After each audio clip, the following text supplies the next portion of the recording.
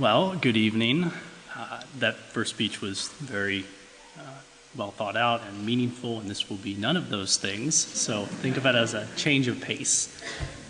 You know, until yesterday, I was actually planning to talk about these emails that Dr. Clark sends out each year. I call them the dangers of Escondido emails.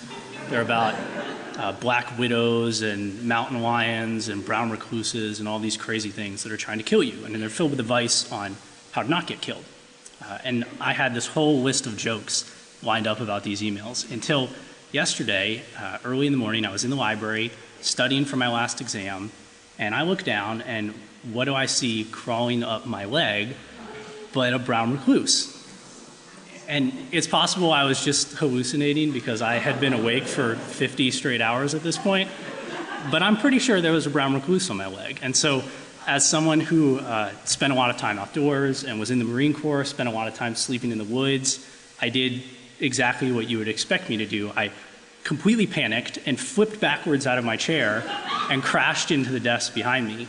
And as I laid there on the ground, I thought, it just wouldn't be sporting anymore to make fun of Dr. Clark's emails. So, having to rethink everything, I think I'm going to talk about our professors because they are pretty funny too.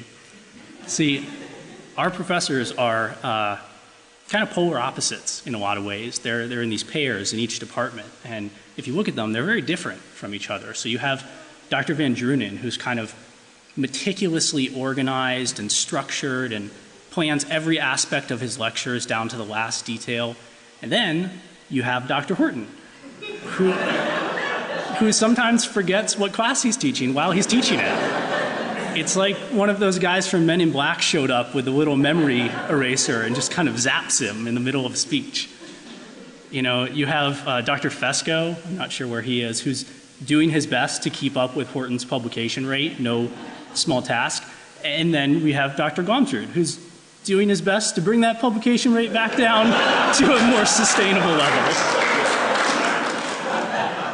You know, President Kim is pretty tech savvy in our Greek class. He taught us all about how to use this Bible software. And as he was doing that, I couldn't help but think in my mind of the syllabus that was in my backpack from Dr. Johnson, which said, and this is a direct quote, "Please complete your papers on a computer or a typewriter." So, you know, there's Dr. Kim, who's theologically kind of accommodating, a little bit inclusive, you might say. And then there's Dr. Clark, who has dreams of bonfires filled with worship CDs and John Piper sermons. I mean, in his defense, he just wants us all to be properly reformed. Unfortunately for all of us, by his definition of reformed, there's 6 reformed people in the world, and he's their leader.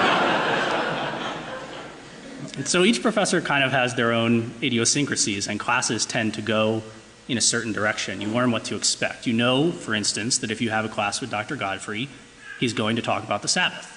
And you know that if you have a class with Dr. Clark, he's going to talk about his blog. You know that if you have a class with Dr. Baugh, he's probably going to talk about the kingdom of God.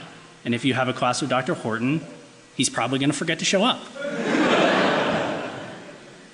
Things go kind of the same way each day. So Dr. Glomsrud's classes, they start with a piece of classical music. And then every day he explains that piece of music and tells us how it connects to the period of church history we're studying. And then every day we, the students, pretend like we understand why we're listening to music or what it has to do with the course. It's a good little back and forth we've developed. Dr. Telver's classes actually start with music too, but of course they're in Hebrew. And you're not listening to it, you're singing it, which makes things twice as hard for some people because not only do they have to pretend they understand the song, they also have to pretend they know Hebrew. So things can get difficult. But I've learned a lot here. I've learned from our school email distro list that Brandon Katz needs a ride to the airport every other week. I've learned that if you take Eric Odell's Monster Energy drink, he will create an international conflict.